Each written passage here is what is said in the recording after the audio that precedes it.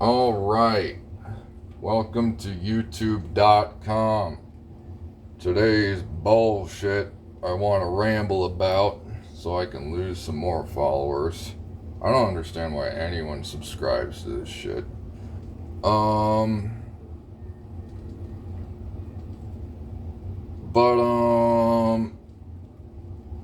Yeah, let's talk about proton pump inhibitors. Like, yeah, I don't think it's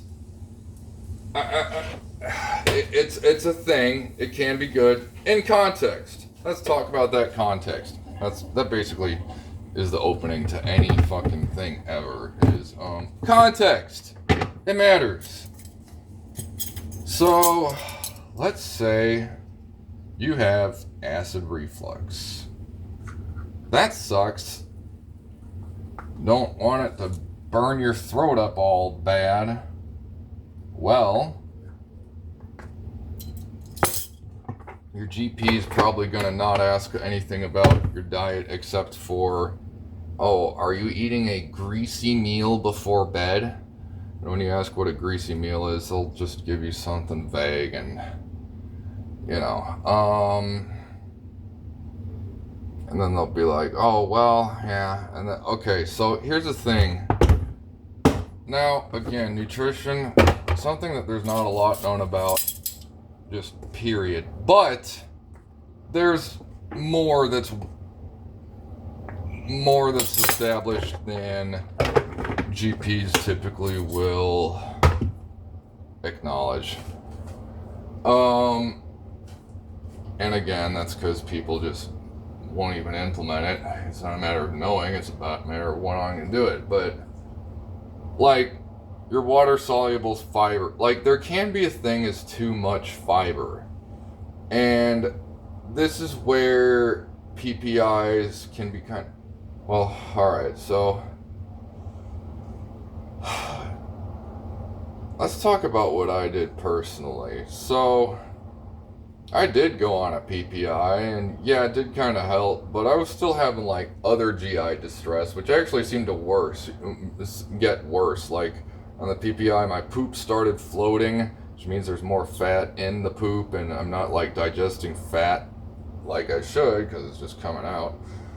And it's just uncomfortable, not really feeling good. Needing to poop more. And just having gas and shit. Like, I mean, you're supposed to have acid in your stomach. What PIs do is make less acid in your stomach, which can actually heal the stomach in some cases. I'm not super familiar with that, so I'm not gonna bullshit shit I don't know. But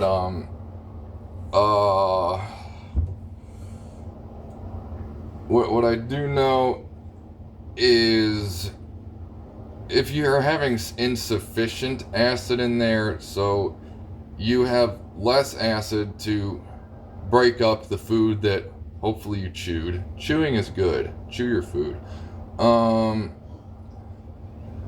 Chewing creates more surface area for the, acid to work with. So no matter how much so chew your food.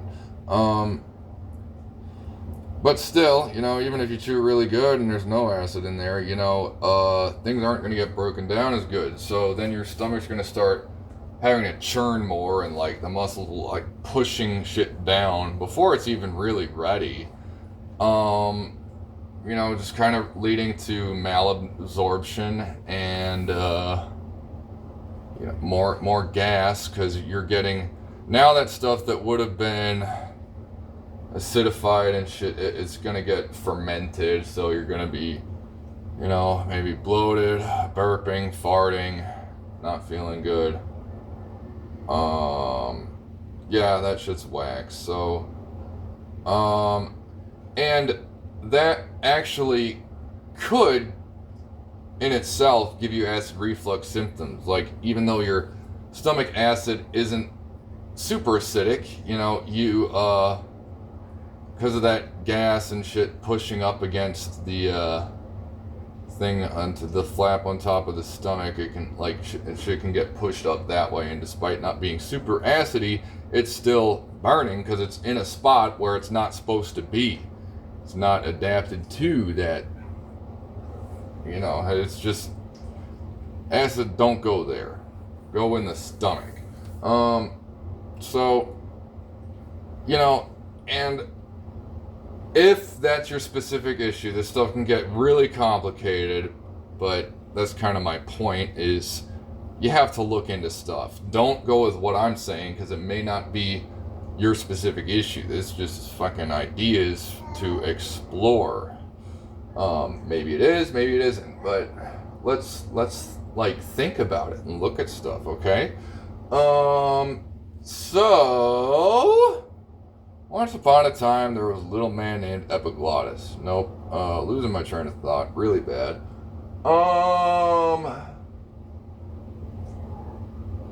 Right. So, yeah. As I was saying, I got on a PPI, and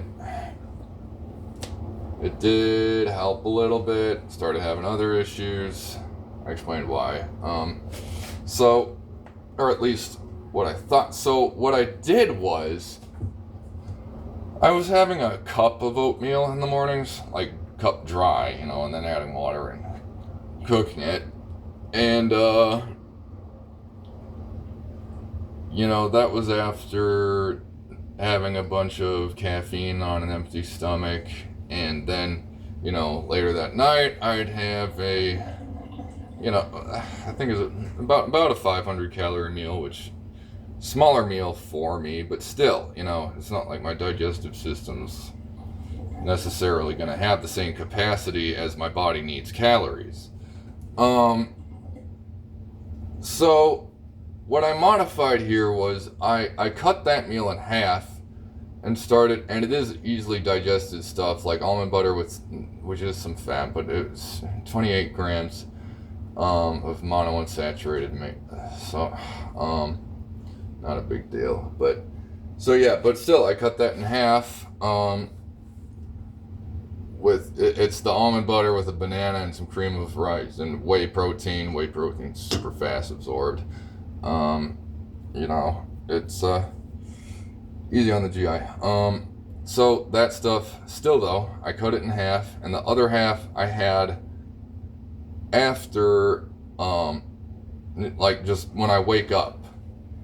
And then maybe like an hour later, I'll have all the caffeine I need, because I got a little bit of a shield in there. A bunch of caffeine on an empty stomach was really rough. And then, so that cup of oatmeal, turn that into a half cup, replace the cows with cream of rice. Now it's still the same amount of carbohydrates, because which chronically can make certain bacterial things happen. Heard that from Austin Stout, so it's probably legit. You can explain it better than I can. Go check out his YouTube. He's a little less boring than me, but not much. But he explains things way better without sounding like an absolute lunatic with half a brain. It's very clear and linear and organized. Just like my Austin tangent. So, were those the only changes I made? Yeah, those were. So, and that helped, and I got off my PPI, and now I have more stomach acid, and it's staying where it needs to. So, that's the thing. And I talked to doctors about this, and they just all right away just shut it down. Like, oh well, you need to control your acid reflux. Like even the gastroenterologist, like the expert said that, which I can kind of understand why, but because in general that is what's most helpful to most people. Well, actually, I don't even know about that, but. And maybe there's not really an answer to that question. Sometimes stuff really is a matter of personal preference. But my personal preference is for things to be functioning optimally, and I am willing to change a lot more factors than most people. If you are too, well, keep on listening. Yeah, what was I talking about?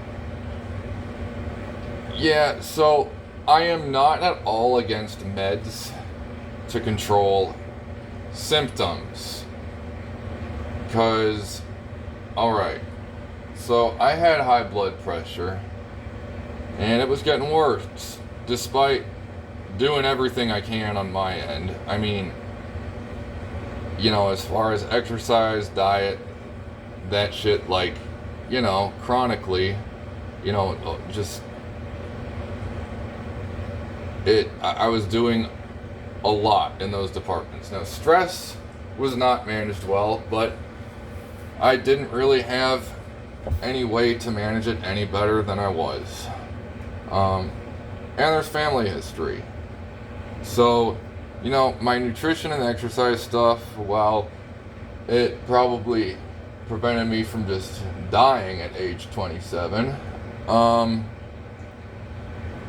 you know, my blood pressure was still high. I wasn't perfect. So, you know, and the doctors are way more anal about that than they are other things, which, I mean, maybe understandably. But yeah, so I'm like, yeah, let's get on lisinopril, because better blood pressure, better everything. Because I don't know if you know this, but all your organs run on fuel, and that fuel comes from blood, which, you know, goes through veins and shit. So, if your veins are able to dilate good and your heart's able to pump good, everything works good. You know, you need less stress hormones to even get the heart to pump enough blood. So, like, systemically, this can really compound everything. You know, like, high blood pressure untreated is bad. So, when I took that, things really started getting better. Like other things, you know, it branched out. But my point is, I'm totally not against taking meds here. Like, meds are good, but, you know, what I'm saying is,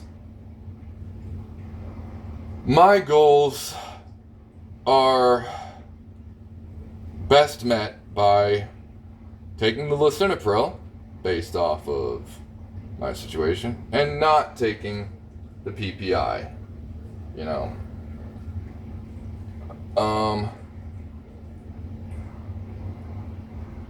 Yeah, specifics, man. Specifics, context.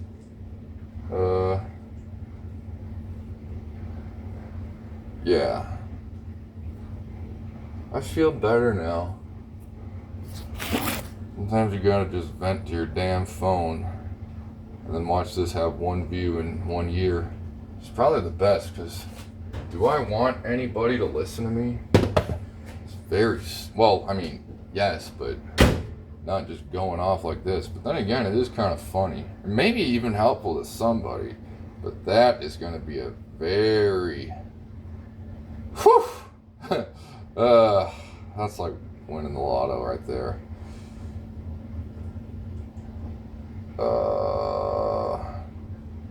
I want to thank Jeff Nippard, Lady Gaga, and Beethoven for sponsoring this video.